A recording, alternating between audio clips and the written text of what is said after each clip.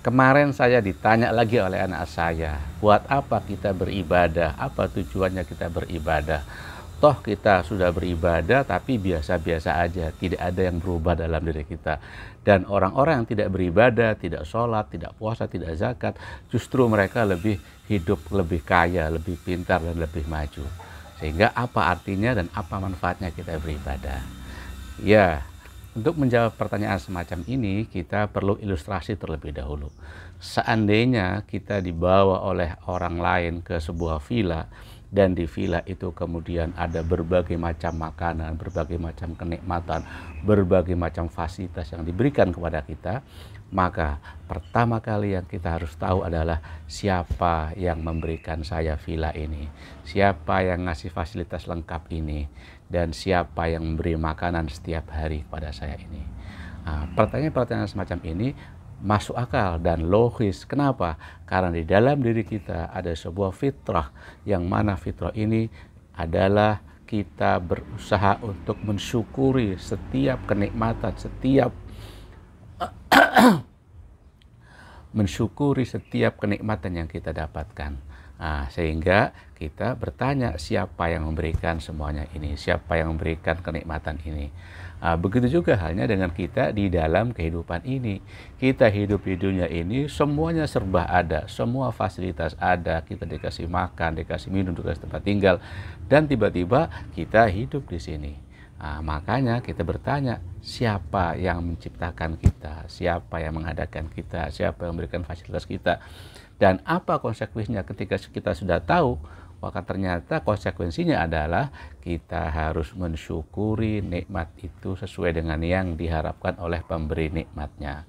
Nah, kita mengetahui bahwa kita diciptakan oleh Allah Subhanahu wa Ta'ala, sehingga kita harus mensyukuri Allah Subhanahu wa Ta'ala. Bagaimana cara mensyukurinya? Cara mensyukurinya adalah sesuai dengan yang diinginkan oleh Allah Subhanahu wa Ta'ala.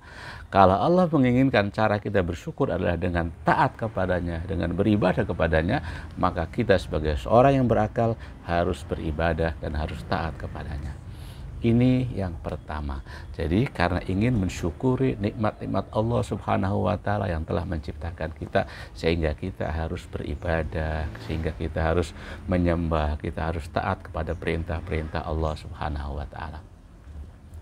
Yang kedua adalah jika kita dihadapkan dengan dua kemungkinan, ada informasi yang masuk kepada kita bahwa di dalam perjalanan ini nanti ada jalan yang persimpangan jalan, yang satu menuju ke kenikmatan, yang satu menuju ke kecelakaan, atau yang satu menuju kepada surga, yang satu menuju kepada neraka, atau yang satu adalah jalan yang berbahaya, yang kedua adalah jalan yang sangat indah, sangat enak, sangat menyenangkan. Maka kita seorang berakal itu pasti memilih kemungkinan menghindari bahaya dan mencari sebuah yang tidak berbahaya. Menghindari bahaya dan mencari jalan yang tidak berbahaya, justru jalan yang memberikan kenikmatan, kedamaian, ketentraman kepada kita. Itu logika. Dan dalam kehidupan kita sekarang ini ada informasi-informasi yang dibawa oleh para nabi dan para rasul yang memberikan informasi bahwa di alam nanti, di setelah kehidupan nanti, ada sebuah alam, ada sebuah kehidupan di mana namanya kehidupan akhirat. Jika kita tidak mempersiapkan diri dari sekarang, maka kita nanti akan sengsara di akhirat nanti. Tapi jika kita mempersiapkan diri dari sekarang dengan beribadah, maka kita akan mendapatkan kebahagiaan nanti di akhirat. Informasi semacam ini boleh kita terima, boleh tidak kita terima. Tetapi sebagai seorang yang berakal, dia akan lebih hati-hati, dia akan lebih waspada. Lebih baik saya menerima informasi ini dan menjalankan apa yang disampaikan oleh para nabi dan para rasul, karena mereka adalah orang-orang jujur, sehingga kita ada kemungkinan mendapatkan kebahagiaan di alam nanti. Seandainya saya tidak percaya dan saya tidak ngurus apa yang datang kepada kita yang dibawa oleh para nabi, maka ada dua kemungkinan. Kemungkinan kepercayaan saya benar sehingga tidak ada masalah di akhir nanti, kemungkinan keyakinan saya salah sehingga nanti jika yang benar adalah yang dibawa oleh para nabi, maka kita akan celaka di kemudian hari. Nah, jadi orang yang berakal ketika menerima informasi semacam ini, dia akan berhati-hati dan memilih mengikuti para nabi dan para rasul untuk mendapatkan kebahagiaan di kemudian hari. Kemudian pertanyaan yang kedua, buat apa kita beribadah? Toh kita beribadah, kita sholat, kita puasa, kita zakat, kita haji. Tidak ada yang berubah dalam diri kita. Orang-orang yang tidak beribadah semakin maju, semakin kaya, semakin pintar, semakin cerdas, dan lain sebagainya.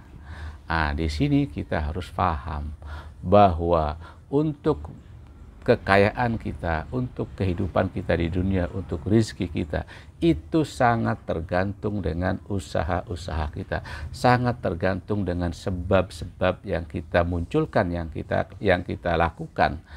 Karena alam ini berjalan sesuai dengan hukum alam yang ada. Ada hukum sebab akibat, ada hukum keseimbangan, ada hukum keteraturan, ada hukum daya tarik menarik. Jadi ada hukum kebaikan dan keburukan. Nah, ini alam ini berjalan sesuai dengan hukum-hukum yang telah ditentukan oleh Allah Subhanahu wa Ta'ala. Jika kita berbuat baik, maka kita akan mendapatkan balasan kebaikan. Jika kita berbuat jahat, maka kita akan mendapatkan balasan kejahatan. Jika kita sungguh-sungguh dan rajin, maka kita akan mendapatkan hasil sesuai dengan kesungguhan dan kerajinan kita.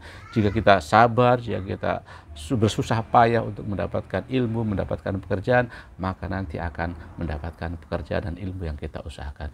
Ini merupakan sesuai hukum alam yang ada. Jadi tidak ada hubungan dengan ibadah kita, atau tidak ada hubungannya dengan usaha ketaatan kita kepada Allah Subhanahu wa Ta'ala.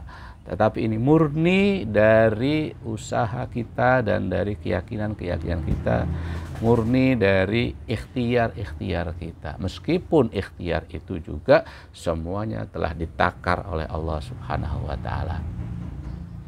Itu yang pertama.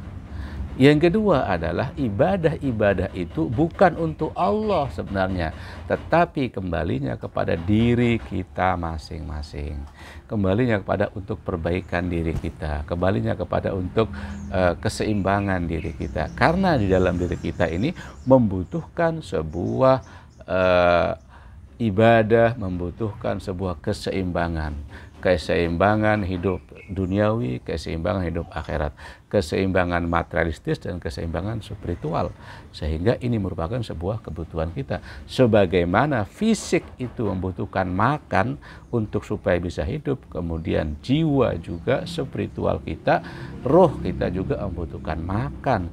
Bagaimana makannya roh, bagaimana makannya jiwa kita, yaitu dengan mendekatkan diri kepada Allah Subhanahu wa Ta'ala, yaitu dengan melakukan perenungan, melakukan pemikiran, tadabbur alam dan lain sebagainya.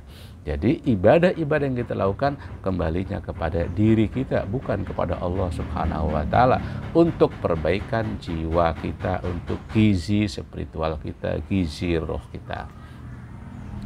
Itu yang kedua.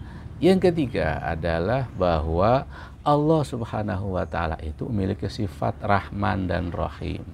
Nah, sifat Rahman ini Allah berikan kepada semua makhluknya, baik orang kafir maupun orang mukmin.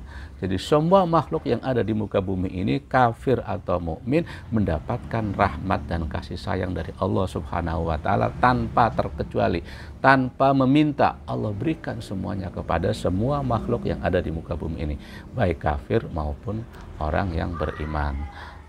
Jadi kita kafir atau mukmin berhak mendapatkan itu, mendapatkan semuanya sesuai dengan ikhtiar kita, sesuai dengan usaha kita, sesuai dengan keyakinan-keyakinan kita. Jadi itu semuanya adalah merupakan sifat Rahman dan Rahimnya Allah. Tetapi ketika di akhirat nanti Allah tidak memberikan kasih sayangnya kepada orang kafir. Ya, Allah memberikan kasih Allah hanya memberikan kasih sayang kepada orang-orang yang mukmin saja, yaitu dengan sifat rahimnya Allah Subhanahu wa Ta'ala. Jadi apa yang kita lakukan akan kembali kepada diri kita. Adapun orang kafir kemudian dia kaya, maju, ya karena usaha mereka serius, karena mereka punya manajemen yang baik, karena mereka punya keteraturan yang baik, karena mereka punya perencanaan yang baik. Sedangkan kita umat Islam tidak serius, tidak disiplin, tidak bersih, tidak rapi, tidak punya manajemen, sehingga akhirnya bisa dikalahkan oleh orang-orang kafir. Ada sebuah patah mengatakan al-haqqu bila nizam yaghlibuhul batil bin nizam. Jadi ini terkait dengan pertanyaan-pertanyaan seperti tadi. Semoga kita semuanya tetap dalam iman Islam dan menjalankan ibadah-ibadah kita dengan sebaik-baiknya, karena ungkapan rasa syukur kita kepada Allah Subhanahu wa taala dan ibadah itu merupakan gizi bagi roh kita, bagi jiwa kita, bagi spiritualitas kita, sehingga ada keseimbangan antara fisik dan non fisik, dan itulah yang menjadikan kita lebih enjoy, lebih sehat, lebih kuat, dan lebih mantap lagi dalam menjalani kehidupan ini. Sekian, sip. Assalamualaikum warahmatullahi wabarakatuh.